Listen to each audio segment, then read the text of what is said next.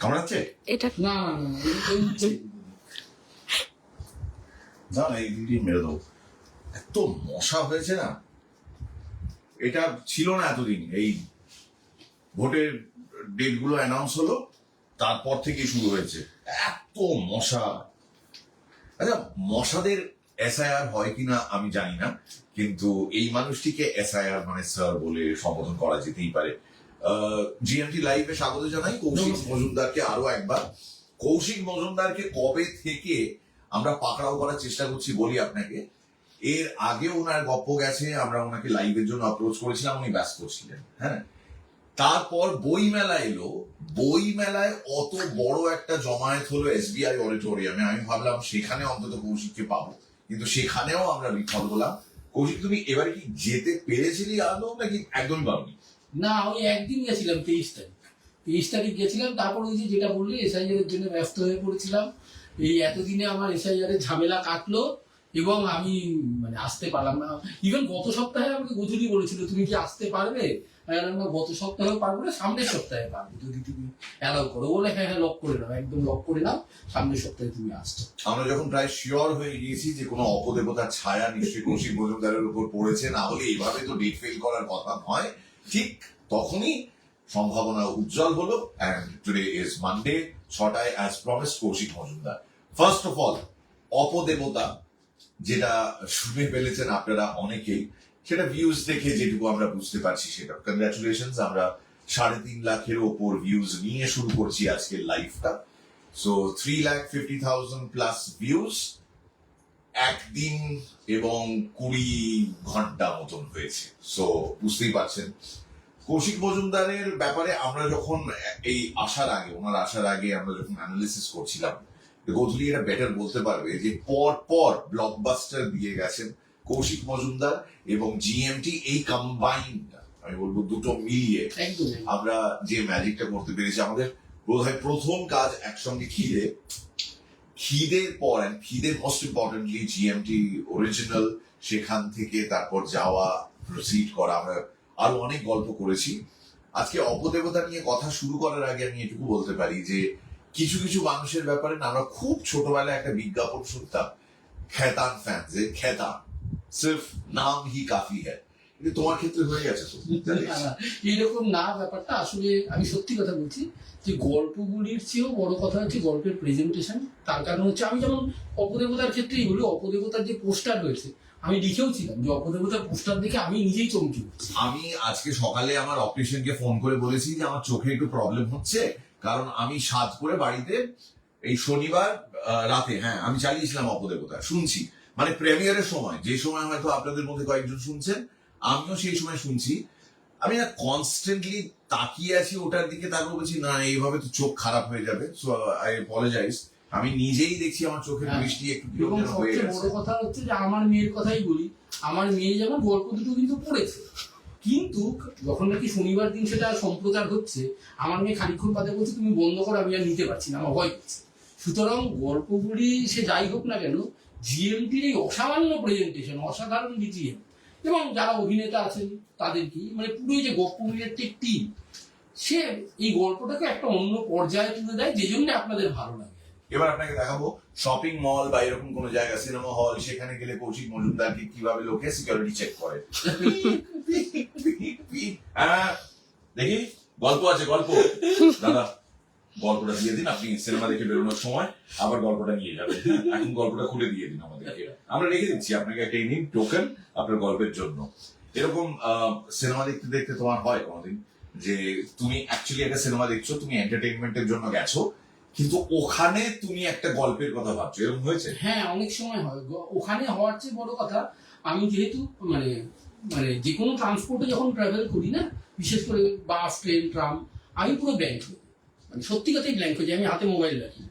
এবার যখন ব্ল্যাঙ্ক হয়ে যায় তখন আমার অদ্ভুত অদ্ভুত গল্পের চিন্তা আসে। যেমন আজকেই আমি যখন আসছিলাম, আমার একটা অদ্ভুত গল্প, একটা অদ্ভুত হাসির গল্পের প্ল্যান মাথায় এসছে। 2 লাইন বলি, কি হবে না হবে কিছু কিছু ভাবছি যে একটা লোক সদ্য বিয়ে করেছে, তার বউ বিয়ের পর বলছে আমি এই বরের সঙ্গে রাত কাটাবো না। কেন? তার বর নামটাকে বলছে নাক তো সবাই ডাকে, বলছে না আমার বোন নাক যখন ডাকে, নাকটা প্রথমে ঘ্যান ঘ্যান করে ডাকে ঠিকই, তারপরে যে ফু করে আওয়াজটা হয় ওইখানে বিভিন্ন রকম গান করে। হ্যাঁ, এইখানটা কখনো সে জনগণমন নদী করেছে, আমাকে কালকে রাতে দাঁড়িয়ে থাকতে হয়েছে বেশ খানিকক্ষণ শোয়া থেকে। তারপরে মাঝখানে সে ইংরেজি কোনো গান করছে, তারপরে আবার সে অদ্ভুত ল্যাটিন গান করছে। এবার এইরকম একটা পরিবেশে একটি মেয়ে পড়েছে গিয়ে আর কি। এবার সেখান থেকে কি হচ্ছে না হচ্ছে এরকম করে ভাবছিলাম যদি এরকম একটা গল্প করা যায় আর কি। তো এরকম আমি ব্ল্যাঙ্কলি গল্প ভাবতে থাকি। এটা খুবই স্বাভাবিক যে এরকম একজন মানুষ হু হ্যাজ মাল্টিফেরিয়াস অ্যাক্টিভিটিস, উনি কিন্তু শুধু গল্প ভাবছেন লিখছেন এরকম নয়, আরো অনেক কাজের সঙ্গে উনি যুক্ত এবং উনি অত্যন্ত দায়িত্ববান একজন স্বামী, পিতা, সবই উনি। তো অনেকগুলো রোল রয়েছে, কিন্তু এই কৌশিক মজুমদার আজকে আমাদের সঙ্গে স্টুডিওতে রয়েছেন। অপদেবতা যারা শুনেছেন তাদের কেমন লেগেছে সেই সমস্ত কিছু কমেন্টস থেকে যদি গোধূলি আমাদের সঙ্গে কিছু শেয়ার করতে পারে। তার আগে এটা বলে দিই যে আমাদের গপ্পমিরেট থেকে মানে মীর আফসার আলী চ্যানেলে কৌশিক মজুমদারের যে প্লেলিস্টটা রয়েছে, হ্যাঁ, প্রত্যেক রাইটারের তো একটা করে প্লেলিস্ট মোটামুটি করা হয়েছে। তাতে Right. কৌশিকদার আপাতত 9টা গল্প আছে, নটা 9টা ভিডিও আছে। তার মধ্যে খিদে, যেটা আমাদের প্রথম অরিজিনাল কৌশিকদা আমাদের জন্য লিখেছিলেন, সেটা 1.2 মিলিয়ন ভিউজে দাঁড়িয়ে আছে এখন। ভস্যবহ্নি, যেটা তারিণী চরণের গল্প, সেটা 850K তে আছে। চলো হবে হবে। মৃগতৃষ্ণা, আরেকটি তারিণী চরণের গল্প, সেটা 1.2 মিলিয়ন। তারপরে কৌশিকদা জুজুমা লিখেছিলেন, জুজুমা 1.1 মিলিয়ন। গোধূলি সন্ধি আমরা 2টো পার্টে দিয়েছিলাম, সেই 2টো পার্ট মিলিয়ে 1 মিলিয়নের ওপর 1.1 মিলিয়ন হয়েছে। হাড়িঝির থান 1.1 মিলিয়ন, মনা 1.1 মিলিয়ন, আর অপদেবতা তো এখন 350K ক্রস করেছে। এইটা হচ্ছে মিলিয়নের কৌশিক মজুমদার। 9টা গল্পের মধ্যে টেকনিক্যালি একটা গল্প বাদ এই দিয়ে। সবে ছাড় দিয়েছি আমরা, মানে সবে শনিবার আমরা ছেড়েছি, এবং মাঝখানে বললে তুমি ভস্যবহ্নি, ভস্যবহ্নি, ওটা 8 লাখ, ওটা 8,50,000 850। 8,50,000। সো ভস্যবহ্নি যারা এখনো শোনেননি, আপনারা হেল্প করুন। ভস্যবহ্নি একা একা 1 মিলিয়ন ক্লাবের বাইরে বসে থাকবে কেন? দরজাটা খুলে দিন, বলুন welcome to the million club. এবার সেই ভস্যবহ্নি যারা এখনো শোনেননি, প্লিজ ডু চেক আউট গপ্পমিরে ঠিক। আমরা অথারদেরও প্লে লিস্ট করে দিয়েছি যাতে আপনার এটা দারুণ, এটা আমি অসুবিধা না হয়। দেখলাম। মানে ধরুন আমরা হরর, কমেডি, মার্ডার, ডিটেকটিভ এরকম তো প্লে লিস্ট করেছি, পাশাপাশি আমরা অথারদের জন্য প্লে লিস্ট করেছি। So if your favourite author is Kaushik Majumdar, আপনি গপ্পমিরে ঠিক বা মীর আফসার আলী গিয়ে কৌশিক মজুমদার যদি সার্চ করেন, it will give you that playlist. তো এরকম ভাবেই করেছি। ভালো একটা মনে পড়ে যাবে এর থেকে, 2টো গল্পের লিংক আমি পোস্ট করেছি আজকের এই ফেসবুক লাইভে। 2টো গল্পের মধ্যে একটা অফকোর্স কৌশিক মজুমদারের অপদেবতা, আর অন্য একজন লেখকেরও গল্প দিয়েছি আমরা, যার সঙ্গে কৌশিক মজুমদারের কোনো কম্পিটিশন নেই, ইনফ্যাক্ট হতে পারেই না, রবীন্দ্রনাথ ঠাকুরের ডিটেকটিভ, যেটা জিএমটি শর্টসে গেছে গতকাল। সেটাও শুনতে ভুলবেন না। আপনাদের মধ্যে এখনো হয়তো অনেকে জানেন না যে জিএমটি তে সম্প্রতি 9/6 হয়ে গেছে। মানে আমরা এখন সপ্তাহে 2 দিন, শনিবার রাত 9টা আর রবিবার সন্ধে 6টা। শনিবার রাত 9টা বড় গপ্প, আর রবিবার সন্ধে 6টায় ছোটা প্যাকেজ, ওটার নাম জিএমটি শর্টস। গোধূলি কৌশিকদার গল্পগুলো অসাধারণ, কামিনী কর্মকার লিখেছে। অভিজিৎ দেবনাথ একটা কথা বলেছে যে কৌশিকদা এবার জিএমটির জন্য ভৌতিক গল্প বাদ দিয়ে মিস্ট্রি, থ্রিলার হ্যাঁ, এটা তো এটা তো লিখবেই।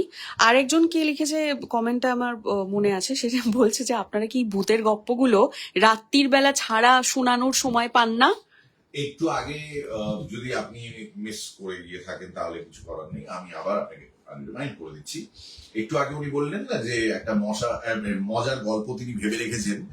মজার গল্পটা এরকম যে ওই ভদ্রমহিলা নাকি ভদ্রলোক ওনার জ্বালায়, মানে ভদ্রমহিলা রাতে ঘুমোতে পারছেন না। তো আমি ওই জন্য মানে কিছুতেই থাকতে পারছেন না। তো আমাদের ক্ষেত্রেও এটাই যে এখন রাতে দেবো না তো কোন টাইমে দেবো বলুন তো? একটা ভূতের গল্প খটখটে রোদ্দুরের মধ্যে দুপুরবেলা যদি আপনাকে শোনাতাম, যদিও আই মাস্ট সে কিছু শ্রোতা এটাও কমেন্ট করে বলেছেন যে রাত্রে শুতে শুতে ঘুমিয়ে পড়েছিলাম, তারপর সকালে আবার চালিয়েছি, ও বাবা সকালেও একই রকম ভয় লাগছে। তো ভয় ইজ আ ভেরি অমনি প্রেজেন্ট এলিমেন্ট অফ লাইফ। আপনার সবকিছুর ভয় আছে। এই যেমন নির্বাচনী নির্ঘণ্ট, হ্যাঁ এবার এটা হয়ে গেল, এবার আমরা জানি মারামারি লাঠালাঠি অনেক কিছু হবে, কত সব বদল বদল হয়ে যাচ্ছে। তো আমাদের একটা আশঙ্কা, আমাদের ভয় থাকবে না? সব থেকে বড় ভয় গ্যাস যদি সিলিন্ডারে আর না থাকে, যদি না পাই, তো এগুলো মানুষের জীবনে সবসময় ভয়। আপনি কি শুধুমাত্র রাত্রে ভয় পান, আমার যদি গ্যাস ফুরিয়ে যায় তাহলে রাত্রিবেলা কি করবো, তা তো নয়। আপনার সারাদিন ধরেই সেই ভয়টা আপনাকে তাড়া করছে। সো ভয় ইজ এন এলিমেন্ট যেটা অফকোর্স পরিবেশিত যদি রাতে হয়, দেন ইটস দ্য বেস্ট অপশন। আর কৌশিক মজুমদারের অপদেবতা যারা এখনো শোনেননি, তাদের জানিয়ে রাখি, আপনাদের জীবনে যদি গ্যাসের প্রবলেম হয়েও থাকে, আপনার প্রিয় একটি পদ আপনি আর রান্না করে উঠতে পারবেন না, কারণ এই গল্পে সেই পদ সম্পর্কে আলাদা করে মেনশন আছে। কেউ স্পয়লার দেবেন না, কেউ কিছু বলবেন না, এমনি বললাম। যাই হোক, যারা অপদেবতাটা শুনেছেন তারা জানেন যে মূল গল্পটা কিন্তু খুব ছোট ছিল, 3-4 পাতার একটা গল্প ছিল। আতঙ্ক সামগ্রী আছে এবং আরো একটি গল্প আছে স্বর্ণের নাভি। এই দুটি গল্প দুটোই খুব ছোট। তাই এই গল্পে এখানেও মানে স্বর্ণের নাভি এবং অপদেবতা এই দুটোকে মিক্স করে এবং আরো অনেকটা বাড়ি প্রায় 15,000 শব্দ করে আমি লিখেছিলাম। কিন্তু ফাইনালি যে মানে বিজিএম, গলার আওয়াজ ইত্যাদি দিয়ে ব্যাপারটা যা দাঁড়িয়েছে, মানে সে মানে সত্যি আমি মানে বলছি তো, মানে মাঝে মাঝে আমি কেঁপে উঠছি। And also the extremely talented bunch of actors, মানে তাদের কথা আলাদা করে বলতেই হয়। প্রথমেই বলবো অরিন্দমের চরিত্রে যে অভিনয় করেছে বুদ্ধ একজন কি করেছিল, টেরিফিক একজন অভিনেতা। এবং বুদ্ধর সমস্ত কিছু নিয়ে, মানে ও যখন খাচ্ছে, খেতে খেতে কথা বলছে নিজের স্ত্রীর সঙ্গে, মানে রুষার সঙ্গে কথা বলছে। রুষার ভূমিকায় ঋতুপর্ণা, অ্যামেজিং পারফরমেন্স। এবং ঋতুপর্ণা ব্যাক টু ব্যাক বেশ কয়েকটা হিট গপ্পে বেশ ইম্পর্টেন্ট চরিত্রে অভিনয় করেছে। Very happy for Rituparna. Buddha তো কি আর বলবো, আলাদা করে কিছু বলার নেই। পাশাপাশি আর যারা ছিলেন, মানে কুনি, বুনি, সবাই মিলে যা হরর স্কেপ তৈরি করেছেন একটা, মানে it is amazing. Papiya, Ankita, brilliant. আর যাদের নাম আমি মিস করে যাচ্ছি, নরেন ভট্টাচার্য প্রথমবার আমাদের সঙ্গে কাজ করলেন। নরেন ভট্টাচার্যর এটা ছিল আমাদের সঙ্গে প্রথম কাজ। এবং যারা যারা নরেনদাকে তিনি কি করেন এ বিষয়ে জানেন, যারা জানেন না তাদের বোঝাতে অনেক সময় লাগবে, এই লাইভে অত টাইম নেই আমাদের। নরেন ভট্টাচার্য, তার একটা রিল আমাদের সোশ্যাল মিডিয়াতে রয়েছে, you can check him out. এটা ছিল অপদেবতারই প্রমোশনে।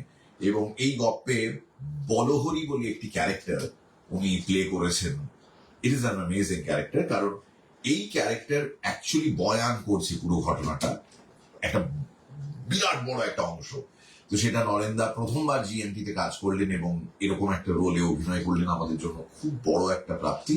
আর যারা নরেন ভট্টাচার্যকে চেনেন তারা অনেকে লিখেছেন স্ট্রেট একটা কথা, নরেন্দা ফাইনালি অন জিএমটি, দের আয় দুরুস্তায়। মানে কতটা জনপ্রিয় এবং চাহিদা ছিল এই নরেন ভট্টাচার্য জিএমটিতে আসার পেছনে, সেটাই আমি দেখলাম।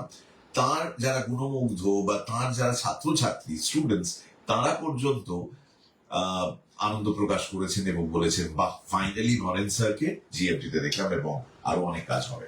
এইখানটায় আমি কয়েকটা ব্যাপারে বলি, মানে আমি কতটা লাকি। প্রথম মীর, দ্বীপ, সোম একসঙ্গে কাজ করেছে আমার গল্পে। প্রথম বুদ্ধ জিএমটিতে কাজ করেছে আমার গল্পে। প্রথম নরেন্দা কাজ করেছে আমার গল্পে।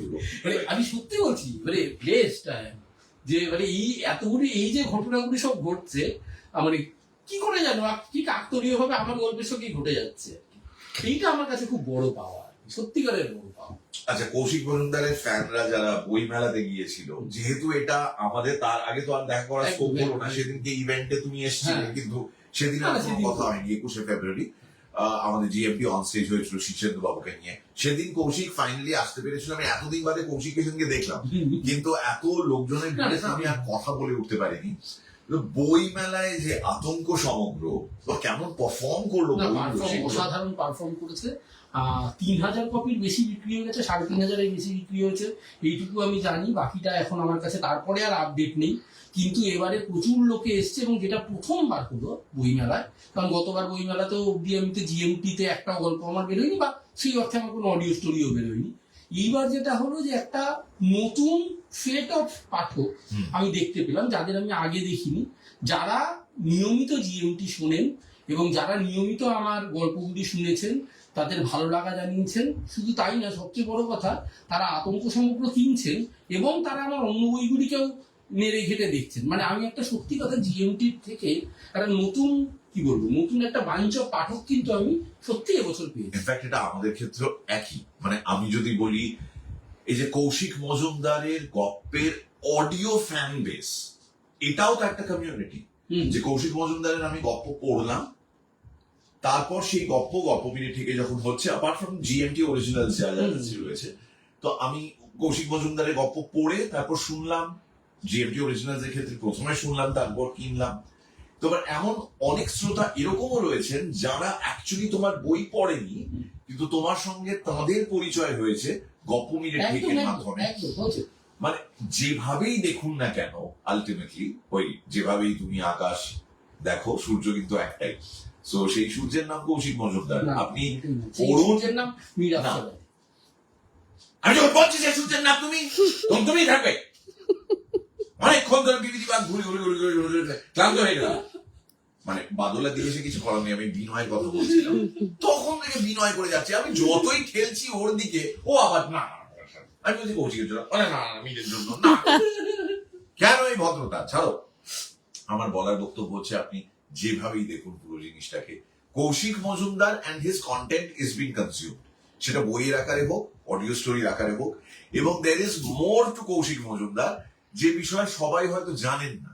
শুধুমাত্র আপনি সোশ্যাল মিডিয়াতে ওনাকে ফলো করছেন বা ওনার ফ্রেন্ড লিস্টে আছেন, দ্যাট ইজ নট ইনাফ।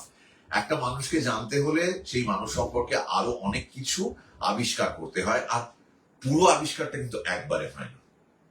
আমরা বাংলা একাডেমিতে গতকাল একটি শো করলাম, প্রথমবার এরকম একটা অনুষ্ঠান করলাম আমরা।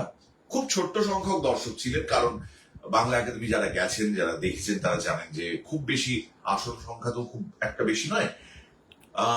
বসে দাঁড়িয়ে মোট 120, আমাদের হিসেবে 120 জন, পুরো ঠাসা অডিটোরিয়াম। এবং সেখানে আমরা সমরেশ মজুমদারের 82তম জন্মবার্ষিকী সেলিব্রেট করলাম দোয়েল মজুমদারের বিশেষ আমন্ত্রণে।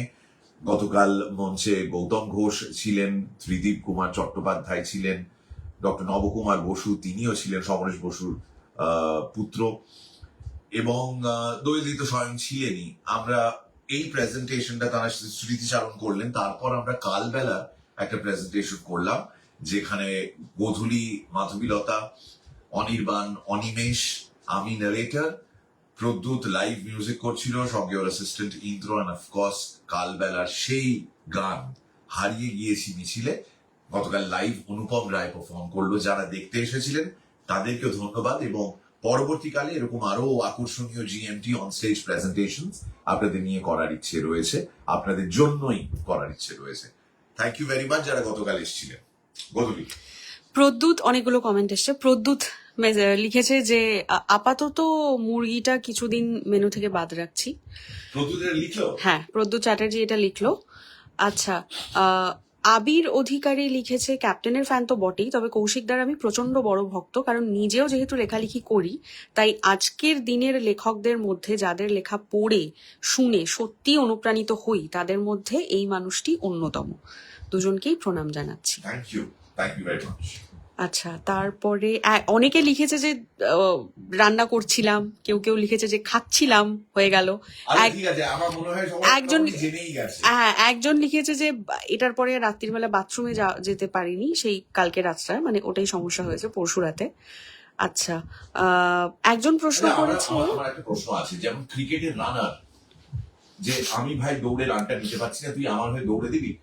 কৌশিক মজুমদারের গল্প যখনই শুনবেন, আপনি বাথরুম রানার রাখুন, মানে আপনার হয়ে সে বাথরুম করে আসবে। আপনি যেহেতু যেতে পারছেন না, ভয়ে সিটিয়ে রয়েছেন, আপনি আপনার হয়ে একজন ইউরিনেটর অ্যাপয়েন্ট করুন, সে গিয়ে ইউরিন করে চলে আসবে। বড় কাজের ক্ষেত্রে আপনি এটা ম্যানেজ করে দেখে নিন। মানে কোনো না কোনো সময় তো আপনাকে সেই ভয়টা ঘিরে ধরবে, কিছু করার নেই। কৌশিক মজুমদারের গল্পগুলো এরকমই। আমি আপনাকে আগেও বলেছি, ইনফ্যাক্ট আপনাদের সবাইকে বলেছি, এটা জানা কথা, আমি ভূতের গল্প একা প্রিভিউ করতে পারি না, আমার নিজেরই বুক ধকধক করে। আর অপদেবতা, এই পাপিয়া, অঙ্কিতা, এরা সব ভয়ঙ্কর সব কাজ করেছে। অ্যান্ড বুদ্ধ তো is bin a smashing person himself. দারুণ। অদ্রিজা দেবনাথ বলছে, কৌশিক মজুমদারকে আমি চিনি সেই সময় থেকে যখন উনি ফেলুদাকে নিয়ে লিখতেন, তোপসে নোটবুক। আচ্ছা, অভিজিৎ দেবনাথ একটা প্রশ্ন করেছে, আপনারা বলেছিলেন যে ব্যোমকেশ করবেন, তবে কি সেটা অন্য প্ল্যাটফর্মের জন্য, জিএমটিতে কি শুনতে পাবো না? এই বিষয়ে তুমি কিছু বলতে চাও? গল্প মিনিট থেকে আমরা এখন আপাতত ব্যোমকেশ করছি না, কিন্তু ব্যোমকেশ আপনি পাবেন আরো আনন্দ অ্যাপে। আমরা অলরেডি শৈল রহস্য আপলোড করেছি, সেটা ব্যোমকেশের কাহিনী, শরদিন্দুর ব্যোমকেশ কাহিনী, যেখানে অজিত এবং নারেটরের ভূমিকায় অফকোর্স দীপ রয়েছে, আর আমি ব্যোমকেশের ভূমিকায় অভিনয় করেছি। এটুকু বলে রাখতে পারি, খুব শিগগিরই আপনার জন্য এই অ্যাপে আরেকটি সারপ্রাইজ আসছে। It's the same team, but we obviously do it for আরো আনন্দ। আমরা গপ্প মিনিট থেকে ওই গপ্প প্রচারিত করব না, ওটা এক্সক্লুসিভলি আমরা তৈরি করে দিয়েছি। নির্ভানা অ্যাজ এ কোম্পানি তৈরি করেছে আরো আনন্দ অ্যাপের জন্য।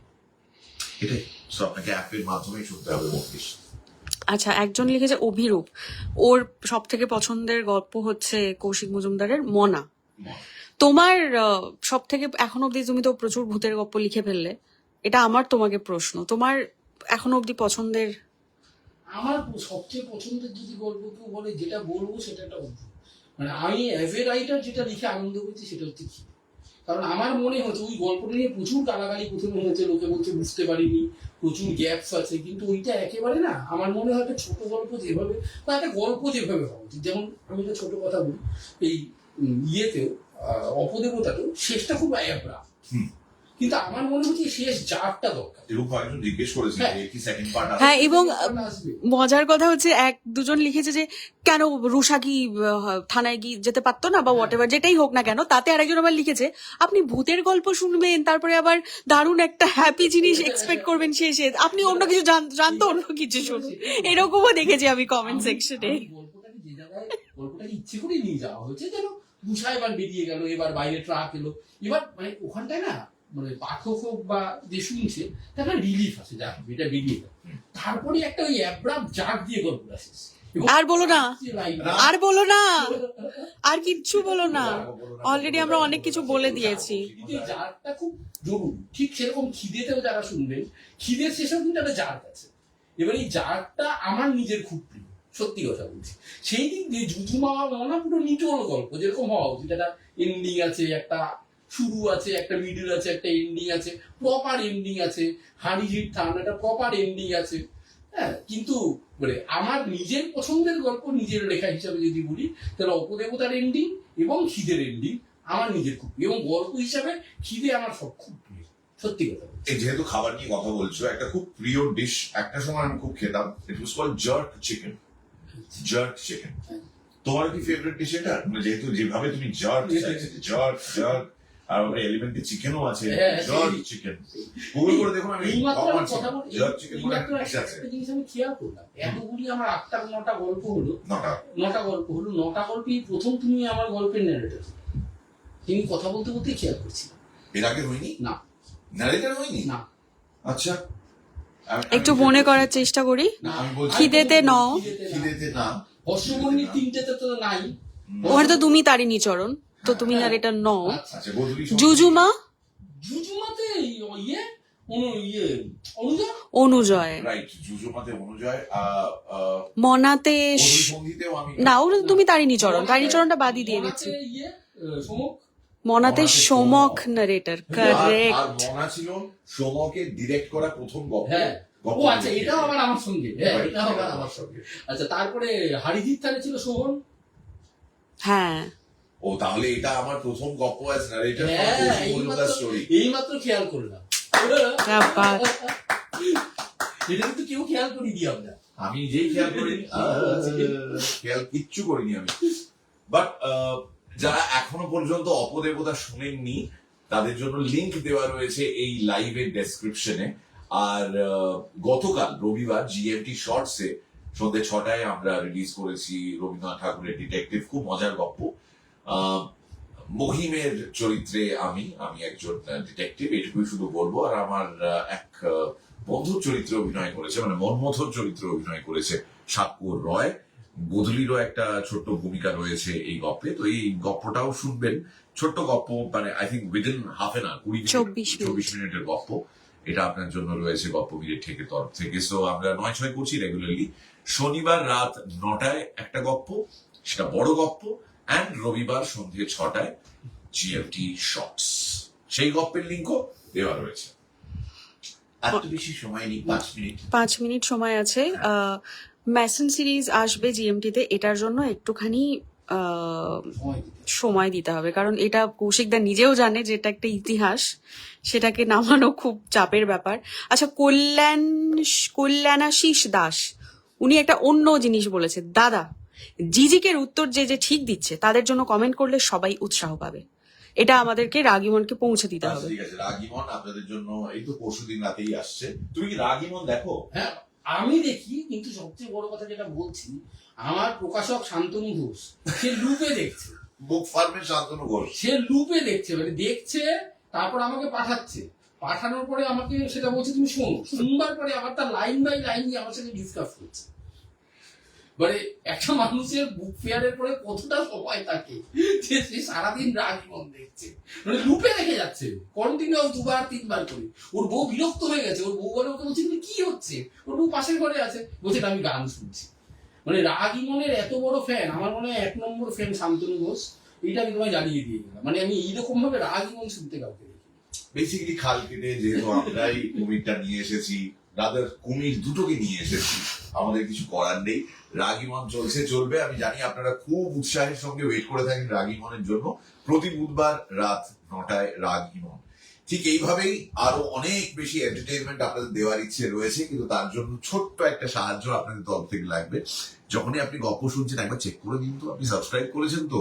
আর যদি না সাবস্ক্রাইব করে থাকেন তাহলে সাবস্ক্রাইব বাটনটা প্রেস করে সাবস্ক্রাইব করুন, আর বেল আইকনটা প্রেস করতে ভুলবেন না ফর নোটিফিকেশনস, যাতে যখনই আমরা নতুন কোনো কন্টেন্ট ছাড়ি আমাদের চ্যানেলে, উইচ ইজ মীর আফসার আলী, তখনই আপনি সঙ্গে সঙ্গে আপনার কাছে একটা নোটিফিকেশন চলে যাবে আর আপনাকে জানিয়ে দেবে এসে গেছে। সে আপনি তখন দেখুন, পরে দেখুন, কিন্তু অ্যাটলিস্ট আপনার কাছে নোটিফিকেশন গেল যে আমরা একটা নতুন কন্টেন্ট আপলোড করেছি। সে বিষয়ে অবশ্যই আমাদের আগ্রহ থাকবে আপনাকে শোনানোর। না হলে কেন করছি বলুন, এতগুলো কন্টেন্ট আপনাদের জন্য রেডি। হ্যাঁ, তো মোটামুটি হয়ে গেছে। 3 মিনিট আর বাকি। তুষার মাঝি বলছে গল্পটা পড়েছি এবং শুনেছি, পড়ে ভালো লেগেছে, শুনে ভয় লেগেছে। আরে তুষার মির্দার মাঝি টিম হচ্ছে আতঙ্ক সমগ্র বইয়ের যে পেজ লেআউট করেছে, আচ্ছা সে আচ্ছা সে পড়বে না তো কে পড়বে? ঠিক ঠিক ঠিক ঠিক। আজব। আর কারো কোনো প্রশ্ন? আর তো মানে আমার পেছনে তো 4টে প্রশ্ন লেগেই থাকে। প্রথমত বিশ্বাসঘাতকের সন্ধানের পরের পার্ট কবে আসছে, মহাসিন্দুর ওপার থেকে কবে আসছে, আর ব্লু ফ্লাওয়ার পার্ট 3 কবে আসছে। আমার মনে হয় পরীক্ষা দিতে বসেছি আমি সব সময়তে। আপনারা যে জিনিসটা দেখবেন ক্রমে ক্রমে বয়সের সাথে ক্ষয়ে ক্ষয়ে যাচ্ছে, সেটা হচ্ছে আপনার ধৈর্য। হ্যাঁ, এটা একটু ধরে রাখতে হবে, ধৈর্যটা ধরে রাখা খুব দরকার। কারণ আমরা ওই আপনার টুনলেট নুডলস তো নয়, অত তাড়াতাড়ি তো বানাতে পারবো না, আপনাকে অত তাড়াতাড়ি সার্ভ করতে পারবে না। We not fast food, we like good content, না, দ্যাট আমি টেকস টাইম। এই বিষয়ে একটা ছোট্ট গল্প বলি। এটা নারায়ণ দেবনাথ আমাকে বলেছিলেন, মানে হাদাফোদার নারায়ণ। হ্যাঁ, উনি সারা জীবনতে এত কাজ করেছিলেন, মানে 6টা মোটা মোটা বই। তা উনি শিবাজিকে নিয়ে ভেবেছিলেন একটা সিরিজ করবেন। তা সেই শিবাজিকে নিয়ে উনি 2টি পাতা এঁকেছিলেন। সেই 2টি পাতার পরবর্তীকালে পাওয়া যায়। নারায়ণ দেবনাথ দুঃখ করে বলেছিলেন যে আমার এত কাজ আছে, অনেকে হয়তো আমার সব কাজ দেখেওনি, কিন্তু যখনই দেখা হয় আপনার শিবাজিটা চেষ্টা করেও পাচ্ছি না, বুঝলি, ওই শিবাজিটা যদি হতো। এবার এটা হচ্ছে শিবাজি এফেক্ট। মানে নারায়ণ দেবনাথ সারা জীবন এত কিছু করলেন, উনি বললেন যে যখনই আমার সঙ্গে কারোর দেখা, আপনার ওই 2 পাতার শিবাজি, 2 পাতায় 8 16টা প্যানেল ছিল, আর কিছু ছিল না। একটা লোক কয়েক লাখ প্যানেল রেখে গেল, সেগুলির দিকে মন নেই। ওই যে শিবাজির 8টা প্যানেল। নারায়ণ দেবনাথের এই 2টি পাতার স্মৃতি রোমন্থনে আমরা অনেকটা কথা বলতে পারি, কিন্তু আপনি যদি 2টি পাতা দেখতে চান তাহলে প্রসেনজিতের প্রথম ছবি আছে 2টি পাতা, সেটা ইউটিউবে আছে অ্যাভেলেবল। আপনি যদি সেটা দেখতে চান তাহলে আপনাকে আমরা অপশন করে দিচ্ছি আর কি। যেমন যেমন আমরা শরদিন্দু আর কৌশিক মজুমদার দুজনকে কিভাবে মেলাতে পারি। শরদিন্দু বন্দ্যোপাধ্যায়, হ্যাঁ হ্যাঁ ওই শরদিন্দু বন্দ্যোপাধ্যায় কথা ভাবছো তুমি। শরদিন্দু বন্দ্যোপাধ্যায় আর কৌশিক মজুমদার, এদের দুজনকে কিভাবে মিলাতে পারি। মানে আজকে তো ইউনিভার্স বানাচ্ছে সবাই, একদিন তোমারও একটা ভৌতিক ইউনিভার্স হবে, তোমারই সৃষ্টি করা ক্যারেক্টার গুলো আবার একটা কম্পোজিট গল্পে ঢুকবে। আমি তোমাকে এখানে একটা গল্পের প্লট বলে দিচ্ছি আর কি, এটা নিয়ে তুমি এখান থেকে যখন বাড়ি যাবে এটা দেখে তুমি ভাববে শরদিন্দু বন্দ্যোপাধ্যায় আর কৌশিক মজুমদারের কম্বিনেশন। ভিলেন অজিত বলছে Mona darling. Ajit is the narrator. Sorry, বাকি একটা যোগ ছিল। খুব ভালো থাকবেন। অপদেবতা যারা এখনো শোনেননি তাদের জন্য লিঙ্ক দেওয়া রয়েছে, আর অপদেবতার পেছন পেছন ডিটেকটিভ চলে এসছে, তারও লিঙ্ক দেওয়া রয়েছে এই লাইভের ডেসক্রিপশন বক্সে। কৌশিক মজুমদারকে আরো একবার ধন্যবাদ ফর ট্রাস্টিং অপমিরে ঠেক। তুমি আর কোনো কথা বলবে না, শেষ করো লাইফটা। প্রণাম করুন।